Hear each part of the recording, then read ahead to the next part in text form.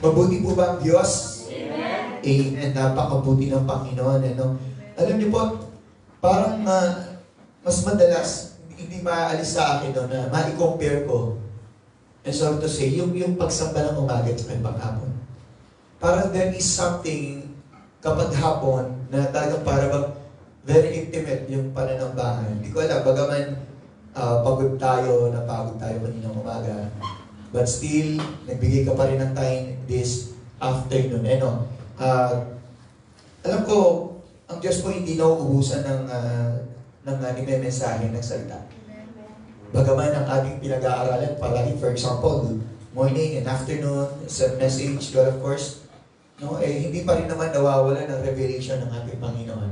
Tama ba? Naniniwala ka ba doon? Amen. So, napakabuti ng Diyos. Palakpakan natin si Lord. Amen. Amen. Punta po tayo sa Exodus chapter 3, verse 5 na ating pag-uusapan this afternoon. And maybe yung iba sa atin ay narinig nito kanina, but I do believe na meron na itadagdag si Lord ng mga revelation this afternoon. Do you believe on that, church? Amen. So sabay-sabay po natin basahin yung Exodus chapter 3, verse 5. 1 to 3, read. Gawin mo ang sandalyas ng iyong mga paa, sapagkat ang iyong kinatatayuan ay banal na lupa. Let us pray, dakilang Diyos ang mga makapangyarihan sa muli. Kami po'y lumalapit sa iyo at humingi ng patnubay at gabay this afternoon. Father God, once again, Lord, we need your anointing, we need your wisdom, O God, this afternoon. We need understanding, Lord, because kung wala po ang iyong patnubay sa oras nito, Panginoon, hindi namin kayang unawain, hindi namin kayang ihayag. Lord God, walang karunungan, Panginoon, na kayang unawain ng Diyos ng iyong mga salita, liban lamang sa karunungan na lang mula sa iyo. Kataguin mo po kami sa hapon nito, Diyos, at ikaw po ang siyang magmensahe this afternoon, Lord. Gamitin mo lamang yung lingkod, Panginoon, at ikaw po'y malayang pumilos sa aming kalagitnaan this afternoon, God. Sa iyong papuri, paglulat at pagsamba sa pangalan ni Jesus. Ito po ang aming panalangin. Amen, amen, at amen. Ito po, pagpakangan si Lord. Okay, gaya nga po nung pinag-usapan tayo ng umaga, well, of course, this afternoon, once again, ay nais ipabatid sa akin ng Panginoon yung kanyang kabanalan, yung kabanalan ng Diyos. So, we will talk about God is holy. Yun yung title ng message ni Lord today. God is holy. Kasi dito sa Exodus chapter 3, verse 5, again, kanina pong naihayag ito, ang Exodus chapter 3, ito yung una na pagkikita ng ating Diyos at ni Moses. Na kung saan ito yung first time na tinawag ng Diyos si Moses mula sa bundok ng Diyos. At makikita natin along the way, if we will read yung Exodus chapter 3, verses 1 hanggang 5, habang ito po si Moses ay nagpapastol ng kanyang mga alagang hayop, ay natanaw niya yung bundok ng Diyos na kung saan ito'y nagliliyab, o nag-aapoy, pero hindi nasusunod yung bundok. So, alam naman natin na ang banal na spirito ay sumisimbolo ng, ang apoy ay sumisimbolo ng banal na spirito. Yun ang description sa Bible, na ang banal na spirito ay talagang sumisimbolo ng apoy, So, makikita natin na sa pamamagitan ng apoy na ito ay nagpahayag ang ating Diyos that He is holy. At alam naman natin ang apoy ay napakalaki ng nagagawa nito, di ba?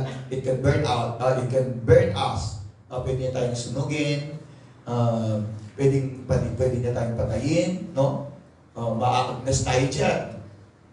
The fire of God will consume us. Yun ang pinaka magandang explanation doon, or kapahayagan doon. Kaya makikita natin na sinabi ng Panginoon, binigyan niya ng babala si Moses, is that huwag kang lalapit sa akin. Sabi niya, huwag kang lumapit dito. Nang hindi ka handa o hindi ka banal. Okay? Kasi merong posibilidad na magaganap o mangyayari kay Moses. Ano yun? Siya po ay mamamatay. Ganun po ang mangyayari kay Moses. The moment na ito pong si Moses ay lumapit sa lugar ng Diyos nang walang pag-iingat, makikita natin kung ano yung magiging bunga nito sa Kanya. Okay? So, gusto ko po munang pumunta tayo sa Leviticus chapter 10, verses 1 to 3, and then we will jump sa verse 10. Kanina hindi natin nasabit yung verse 10 dito. Sa Leviticus chapter 10, verse 1, pwede ba natin basahin lahat? 1 to 3, read.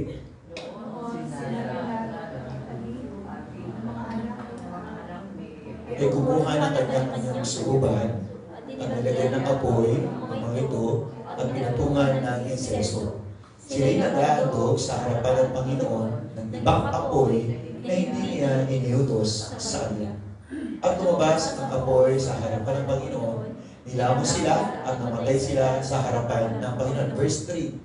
Pagkatapos ay sinabi ni Moses kay Aaron, ito ang sinabi ng Panginoon, ako'y magpapakita laban sa mga lumalapit sa akin at ako'y maluluwalhati sa harapan ng buong bayan at si Aaron ay nanahimik. Let us jump sa verse 10. Tingnan natin. May sinasabi rin dito, inyong lalagyan ng pagkakaiba ang banal at ang karaniwan, ang marumi at ang malinis. Nakita niyo ba kung gaano stricto o kabanal ang ating Diyos? Yung pagiging stricto ng Diyos, ito yung kabanalan niya.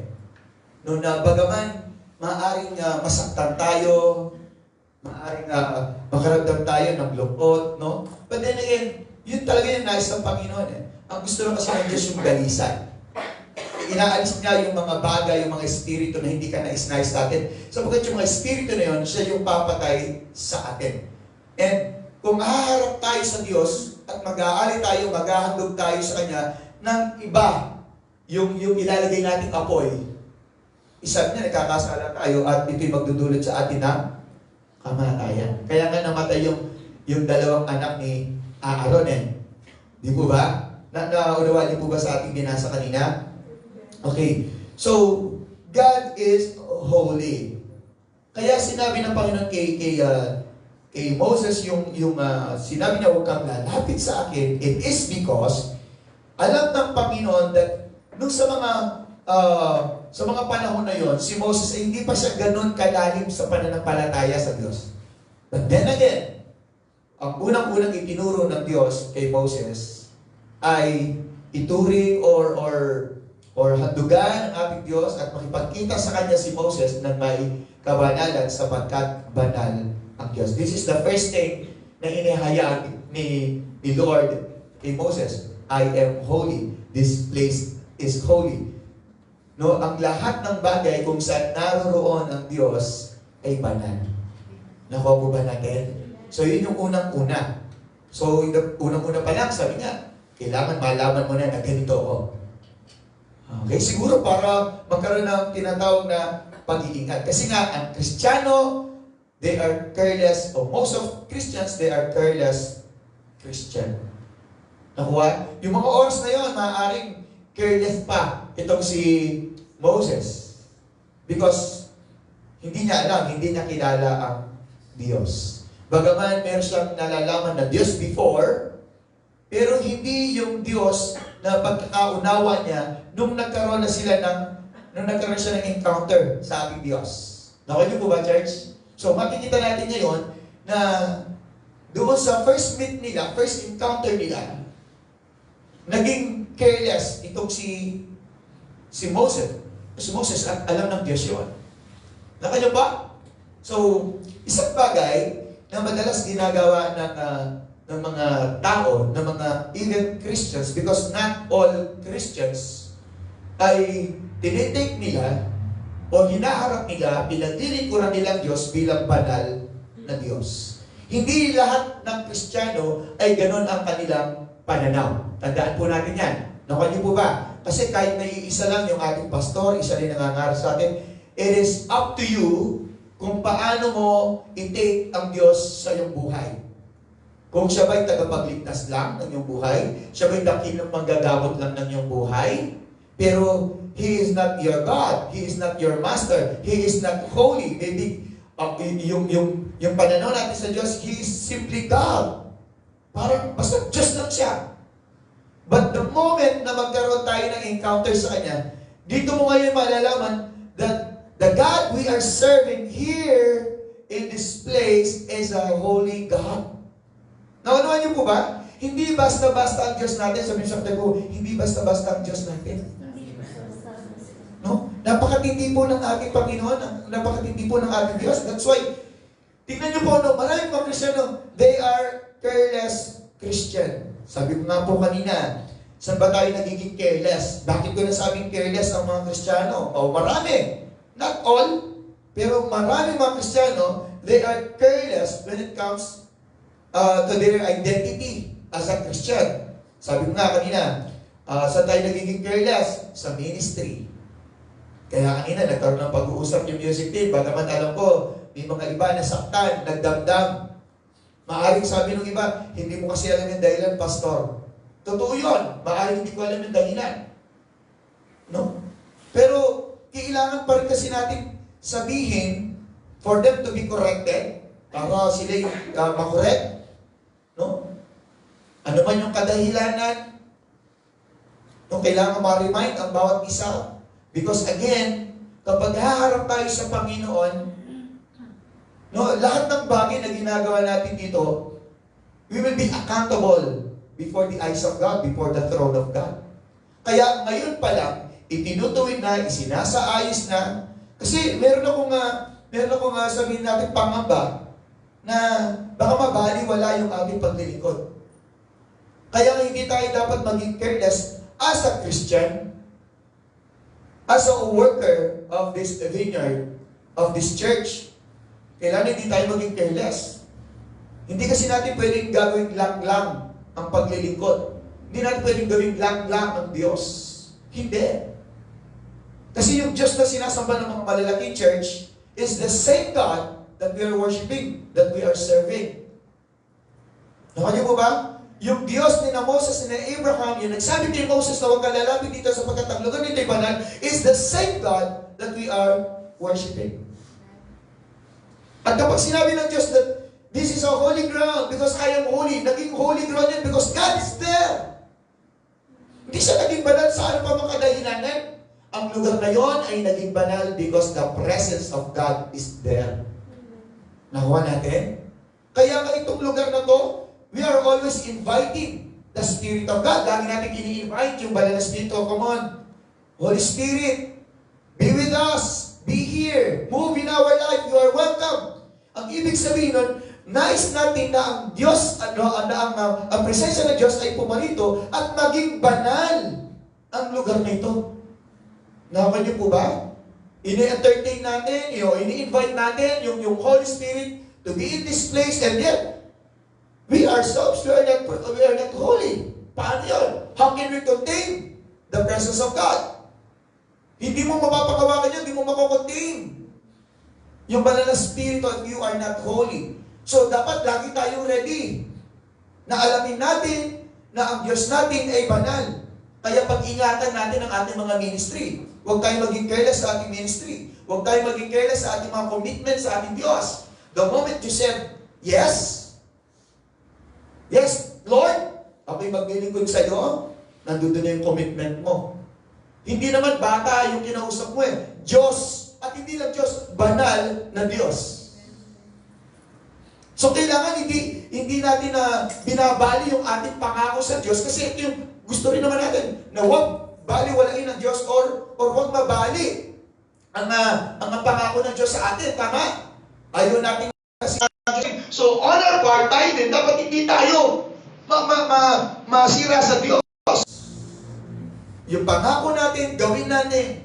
Because that is our commitment as part of this ministry. Huwag tayo maging careless Christian. Careless worker of God's vineyard. Huwag.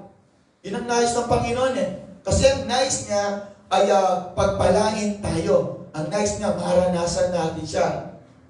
No? So, kailangan ang ating pananaw sa Diyos, He is holy. Again, isa pang bagay.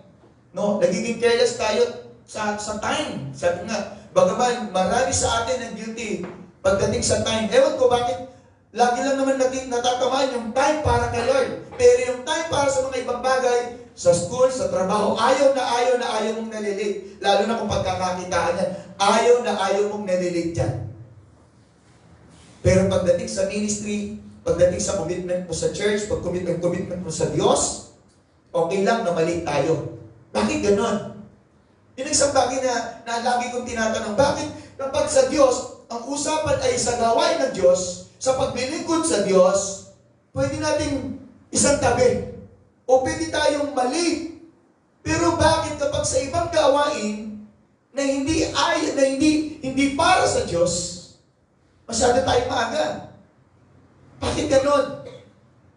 There is something wrong to that Christian. And the wrong to that Christian, he is or she is careless Christian. Nanaman niyo po? Nandiyan ka pa ba? Amen. So yun yung nakita ng ating Diyos kay Moses that time. No maaaring dahil ito yung first time. So hindi pa alam marahil ni Moses kung ano gagawin niya, kaya pinaalalahanan siya kagad ng ating Diyos. So pangalawa, makikita rin natin na wala na yung pagkatakot sa Diyos, no fear of God. Kapag kasi hindi natin tinignan ng ating Diyos na banal, at alam naman natin ang kaakibat ng pagiging banal ng Diyos ay yung kanyang hustisya. No, kanya mo ba? Bahagi yun eh. Ang pagiging banal ng Diyos, bahagi doon yung justice. Hindi lamang pagpapala, hindi lang reward, kundi naroon din naman yung justice. Hindi lang siya puro healing or love. Hindi, bahagi din doon yung justice. At yung justice na yun, ibig sabihin yung katarungan ng Diyos na kailangang ipataw at iparanas sa lahat ng mga tao na sumusuway sa Kanya. Nakuha? Kaya nga kung titignan natin, ang mga tao na hindi nila tinuturing na banal ang Diyos, wala na silang pagkatakot sa Diyos. Because for them, God is just an ordinary God. Na ang Diyos nila ay may limitasyon. Unlike the God that we are worshiping and serving. Di ba? Ang ating Diyos ay infinite. Tama mo ba? Ibig sabihin, immeasurable. Hindi masukat. Hindi kayang ilagay sa isang lalagyan, sa isang box. Ganun ang ating Diyos. Ibig sabihin, sobra napakalaki ng ating Diyos. Nakuha niyo po ba?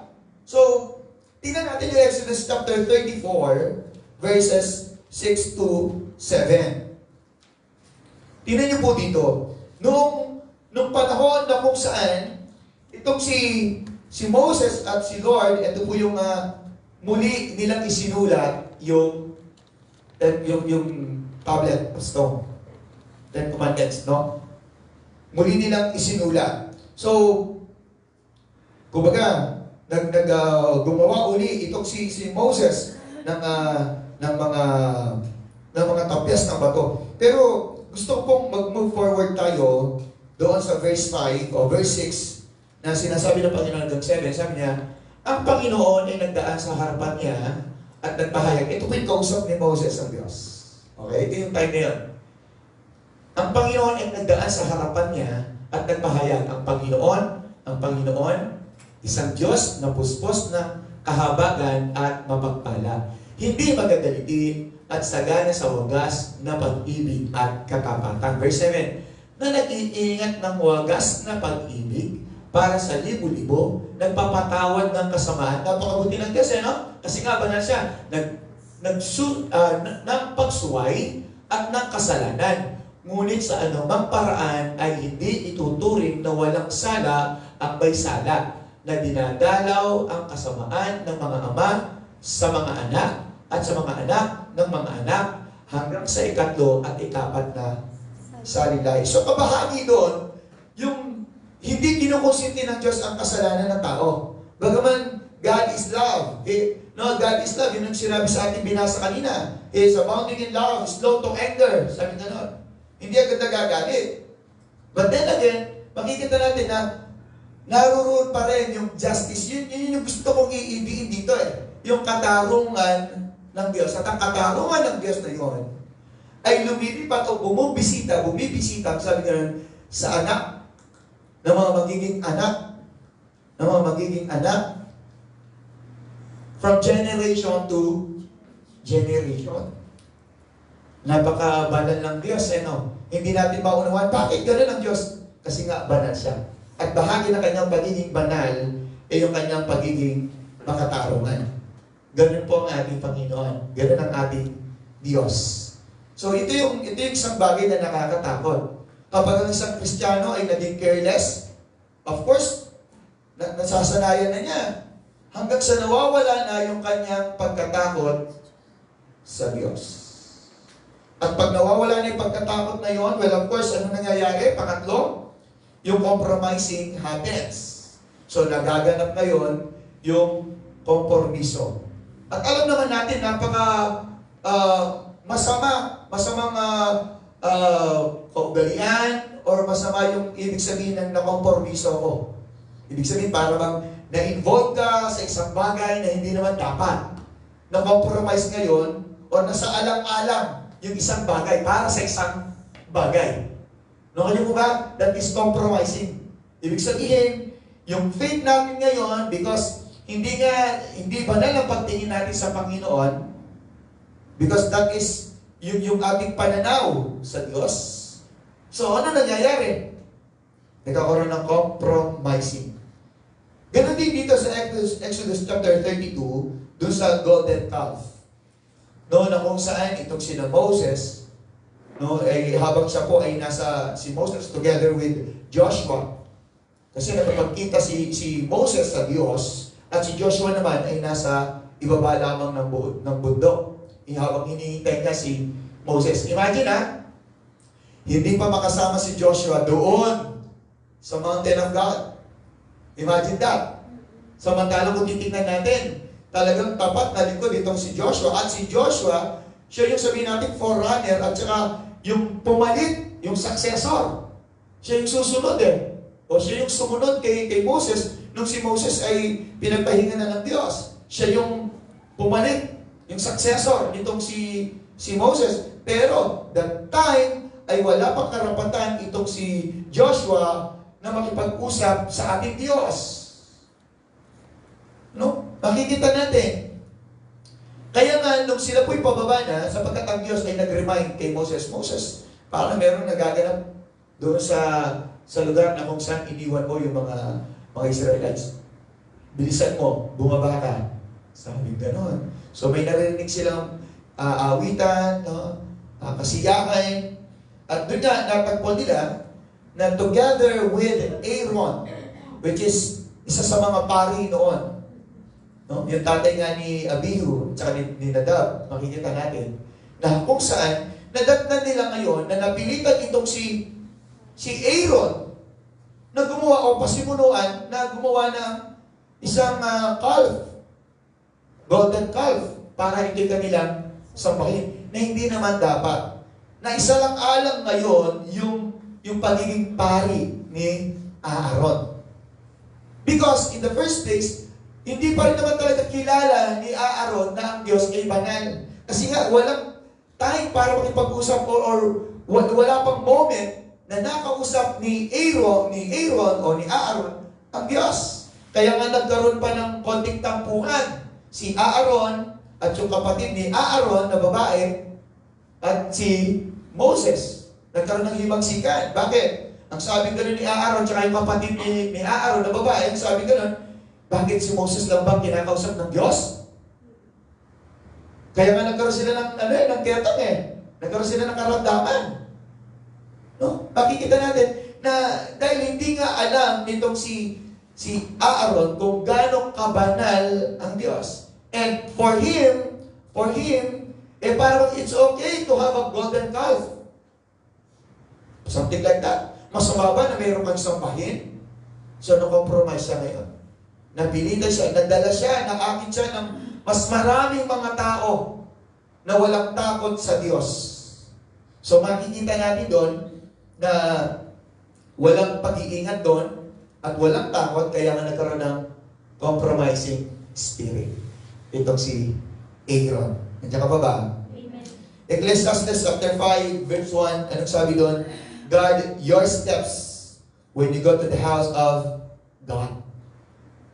Imagine niyo yun Every time na tayo po ay dadako sa tahanan ng Diyos, sa lugar kung saan naroroon ng Diyos, kailangan doon mayroong pagbabantay, may pag-iingat. Imagine, papunta ka pa lang. Si Moses, nung time na malapit na siya sa Diyos, ang sabi, stop Moses, stop, diyan ka lang. Huwag ka lalapit sa akin. Pero ito, mas matindi. Bago, papunta ka pa lang. Papunta pa lang. So, kailangan meron ng pag-iingat. Kasi ang nais ng Panginoon, na sa bawat hakbang natin dito sa mundo, ay hindi makakompromise yung ating buhay. Hindi tayo makakumit na compromising spirit. Dapat walang ganon. Kanina nga po, binabasa ko sa ating mga kapatid, no, na kung saan yung involvement ng isang lingkod ng Diyos o anak ng Diyos sa korupsyon. Sabi nga ni Terche kanina, merong isang pastor, ganito yung preaching niya, no? Dahil kasama nga nila sa church yan.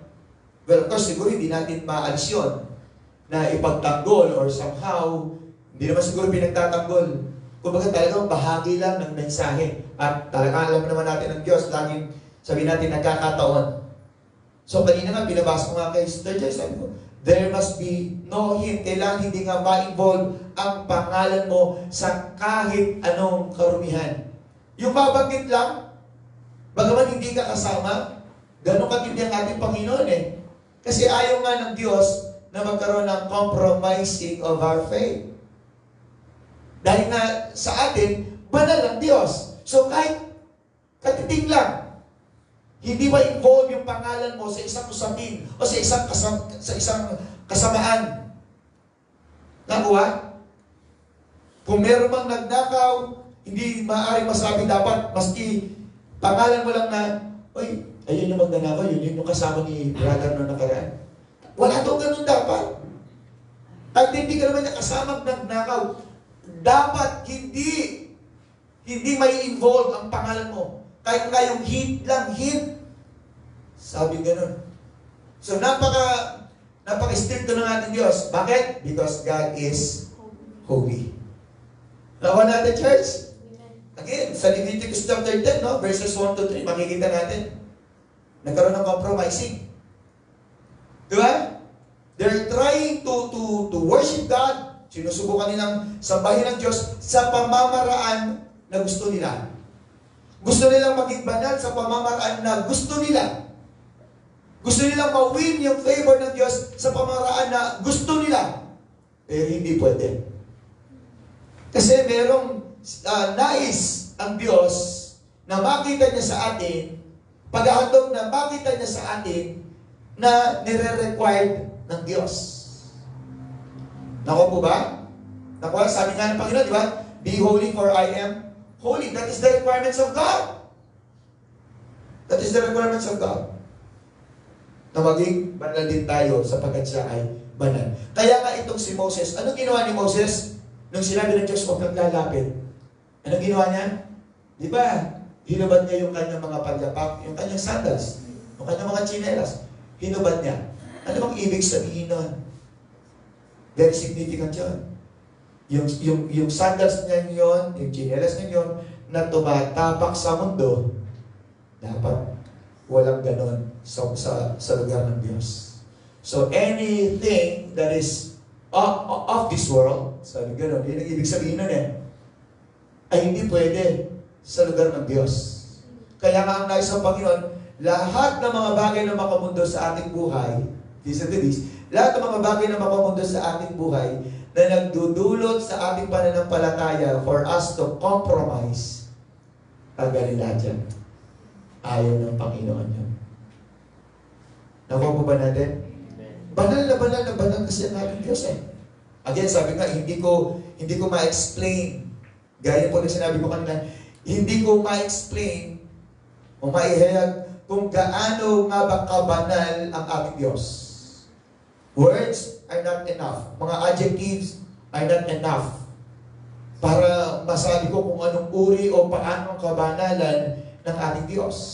I cannot comprehend yung ating kaisipan. Hindi ko kayang isipin No, yung kabanalan ng Diyos. But one thing I believe, God is holy. And for me, that's enough. Ito na yung magti-trigger sa akin to serve Him well. To serve Him truthfully and faithfully. Basta tangalan ko, banal ng Diyos, ito nakasiksik sa aking isip.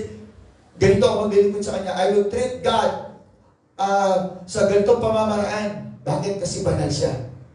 Kasi aayon sa iyong paglilingkod kung ano yung pagkakakilala mo. Tama po ba? Ba't di natin subukan? Kung meron kang nakitang pulubi dyan, kung ano yung ibibigay mo sa Kanya. At may makita kang kaibigan mo na malaki yung utang na loob mo sa Kanya, tingnan natin kung ano yung ibibigay mo sa Kanya. Kasi didepende tayo sa kung ano yung pagkakakilala mo sa tao na to. Tama po ba? Tama? How you treat the person. So again, it is how we look at God, how we treat God. Depende sa kung ano yung pananaw mo sa Diyos eh. Tama po ba? Kung banal siya sa pananaw mo, sa paningin mo, then, ibibigay mo yung karapat-dapat na pagsamba at paglilingkod sa isang banal na Diyos. Tama po ba yan? Tama? Kasi, bibigyan mo ba naman ng magandang damit yung matching? Sa tingin mo, kung merong damit na maganda dyan, or sabihin natin may hamburger dyan, or what, at may saging, ano kukunin niya? O kung pera yan at saging, ano kukunin niya? Saging pa rin. Kumbaga, tinitingnan din kasi natin sino yung talagang binibigyan mo eh. No? So, kung ang pananaw natin at tingin natin sa Diyos ay banal, well, of course, you will give your best to God. Kasi banal siya eh. Hindi ka magpapalit. Tama ba? Magiging excited ka. At iingatan mo yung sarili mo. Na bago ka pa palabas sa bahay, inihanda mo na yung buhay mo. I will go to church. I will meet the Holy God there in the church. So, hahanap ako sa Diyos na banal. Aayusin ko yung sarili ko. I-prepare ko yung buhay ko, yung puso ko, yung pag-iisip ko, yung kalakasan ko. Kasi Holy God ang ating ibibig. O yung ating kakatagpuin. Tama po ba yan, church? Okay. After that compromising, doon ka na sa ganong kalalagayan. Pang-apat, kapag na-compromising, well, of course, hindi mo na ngayon maibigay yung right and acceptable praise and worship that God deserves or God deserves. Sinasabi dito that we cannot give the right and acceptable praise and worship God deserves. Kasi nga, hindi ba na lang just para sa iyo eh. Alam niyo po, isang bagay na nakita ko pa and I praise God sa buhay ng ating kapatid. No? Iba yung the way she delivered the worship kanina. At ngayon, siguro, somehow, nakatulong na yung mga palabanan ng Diyos na aking pinupulot sa nasamba. Kasi, nag-aali tayo ng pagsamba at ang sabi ng Romans chapter 12, verse 1, therefore, I urge you, brothers, in view of God's mercy, to offer your bodies as living sacrifices. Sabi ganun eh. So, maaaring yung iba, hindi nilang mailagay, maihandog, maialay, ang buo nilang katawan o ang buo nilang pagkatao, ang buo nilang buhay sa Diyos, na para bang just only 90% of your life, of your body part, ang inialay mo sa Kanya. Maaring, nandun yung willingness mo, yung desire mo to worship God, nandun sa puso mo eh. But the problem is this, ang sabi ng Bible, the spirit is willing, but the body is weak. Gusto ng katawan mo eh, ng espiritu mo eh. Ang sabi ng espiritu mo, pagod ka, mag-worship ka. Pagod ka, no? Purihin mo ang Diyos, umawit, mag-songlead ka pa rin, tumugtog ka pa rin, mag-preach ka pa rin. Para mag out of responsibility, dahil responsibility natin, it is our obligations, it is our ministry, na tumayo at maglingkod. Pero yung katawan mo, hindi maibigay. Ang bigat-bigat ng katawan natin sa pagpupulit, sa pagsamba. And it affects. Kaya ang sinabi ng Panginoon, it is that Bago tayo pupunta sa kanyang tahanan, dapat inihanda mo na yung iyong sarili, ang iyong buhay. Tama ba? Kasi hindi naman pwedeng tira-tirang lakas ang bibigay mo kay Lord. Kaya nga po kahapon, bagaman dami natin ginawa. Siguro na humiga na ako mga around before magsi-7. Bago mag-7, humiga na ako. Then, pinilit ko na makatulog. 7:24 yun, tinignan ko eh. Gusto kong makatulog. Bakit? Para na meron akong lakas sa dating na bukas at para makagawa ng message. Kasi kailangan ko ng kagalingan eh. So, pinagaling ako ni Lord habang ako po ay at rest. Habang ako nagpapahinga, natutulog, doon yung kapahingahan ibinigay ng Diyos. Na para bang kailangan ko matulog ng umaga kasi bukas ibibigay ko yung malakas kong katawan sa Diyos. Amen? Ganun ba yung mindset natin? That tomorrow, Saturday ngayon, hindi ako magpupuyat. Siguro dahil na may afternoon worship service na, magpupuyat ako ng Sabado. Para bukas, linggo, hapon na lang ako mag-a-attend. Pero ganun pa rin. Kasi natulog ka nga, nagpuyat ka ng Sabado, anong oras ka na nakatulog ng Sunday, and then the next day, anong oras nagising, 9 o'clock. Pero may mga ginawa ka pa sa bahay mo, marami kang inasikaso, pinagod mo rin yung sarili. Kaya pagdating ng hapon, kahit gusto mo pa rin mag-worship ng hapon, still naroon pa rin yung parang ang bigat, parang pagod. Pero para bang sinasabi mong, kailangan ko pa rin pumunta sa church because my spirit needs to worship or wants to worship. No? Sabi ng Panginoon, we need to give the right and acceptable praise and worship to God that He deserves. Deserve naman ng Panginoon na madakila siya, mapapurihan siya. Tama po ba? Amen. Amen. Lalo na, sabi natin na tayo ay pinananahanan ng banal na Espiritu. This is the temple of God. We are the temple of God and the Spirit of God is in us. So what's the reason para hindi natin madakila mapapurihan ng Diyos? Nakuha niyo po ba? Kaya nga, God gave that Spirit in us. Para nagsaganang turuan tayo ng Espiritu na nasa atin para papurihan, sambahin ang Diyos na katanggap-tanggap. It is the Holy Spirit that will enable us. Siya magbibigay sa atin ng kakayahan.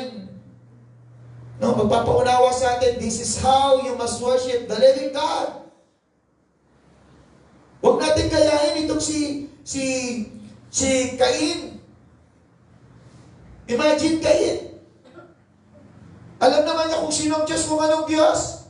Pero hindi niya ibinigay yung acceptable gift or sacrifices or fruits para sa ating Diyos. Mga pinagpilian lang yung binigay niya. Kaya nga hindi nagalak ang Diyos eh. Maaring ang tingin ni Cain sa Diyos ay basta-basta lang sa Diyos. Kaya nga hindi niya naibigay yan. Yung pinaka-best. Itong si Abel, hindi. Iba si Abel. Kasi si Abel, ang sabi niya, ang Diyos ko ay dakila, makapangyarihan, banal. That's why, ang ibibigay sa Diyos ko, sabi niya, ay isang handog na katanggap-tanggap sa isang Diyos na dakila. Anong ibinigay niya? Yung kanyang mga hayop na talagang, sabi natin, walang kapansanan. Nakakuha po ba natin? So, lagi natin iisipin yun. No?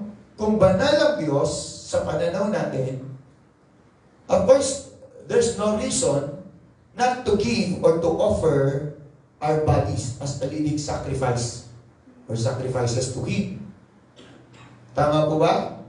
Ngayon, dahil banal ang Diyos na yan, na ating pinaglilingkuran, na ating pinag-aalayan ng ating katawan, dapat yung iaalay natin katawan sa Kanya, ay yung katawan na hindi pagod, katawan na hindi puyat. Tama po ba? Katawan na tinatamad, katawan na naghihina. Hindi dapat yun yung ating ihaharap sa Diyos. Kasi i-reject lang ng Diyos yan. Hindi yung katawan, yung puso natin na sabi natin may pagmamalaki, hindi yan yung ihaharap natin. Nakuha po ba, church? So, napakaganda ng sinasabi ng Panginoon sa atin. No? That God is holy. And we always need to understand that. To keep that in our mind and in our heart. Na ang Diyos na ating sinasamba ay banal. Tama po ba? Kaya nga sabi ng Panginoon doon sa awitin, di ba? Sabi niya, loobin mo ang buhay ko'y maging banal mong tahanan. Pwede ba natin awitin yan? Okay. Awitin nga natin yun. No? Kasi banal yung Diyos natin. So marapat lamang na alayan natin siya ng isang banal na pagsamba. At ito'y magmumula sa banal na spirito na pinagkaloob sa atin ng ating Diyos. Huwag mong isipin how to worship God. It is the Holy Spirit that will lead us, will teach us, empower us, strengthen us, para papurihan sa bayan ng Diyos. Amen po ba? Amen? So, are you ready? Handa ka ba na, Lord, I want to offer my bodies to you. Yung parts of your bodies. Lahat yan, yung kamay mo, yung paa mo, lahat ng bahagi ng iyong katawan. When we talk about bodies, yung totality, yung kabuuan ng iyong buhay, ng iyong pangangatawan, ng iyong kaisipan, na dapat kapag haharap ka sa Diyos, walang mga bagay na iniisip ka na nagpapabigat that distracts you to worship God. Kasi sometimes, nag-worship ka, pero iba yung iniisip mo Iba yung iniisip mo. And today, dapat iniisip mo rin na, yes, panghapon, babalik ako doon sa church. Because God is holy at babalik ako doon. At kung di ko nabigay yung best praise ko kanina, today, this is your chance. Your chance to prove yourself before God who is holy. Amen? Ang puso ko'y dinudulog sa iyo. Nagpapababa ang susuntaw mo. Pag-inamatin mo, ikaw ay mamasdan.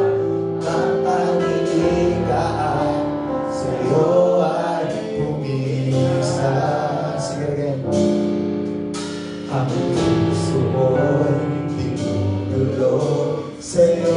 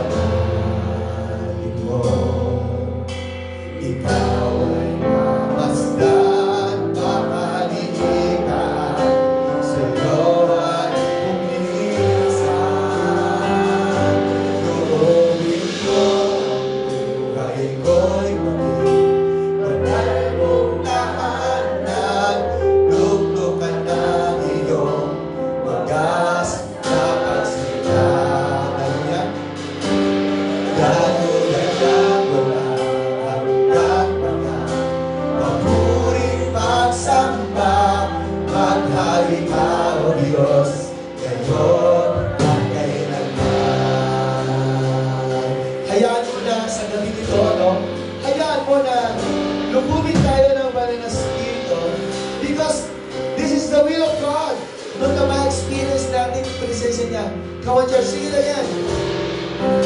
Hallelujah.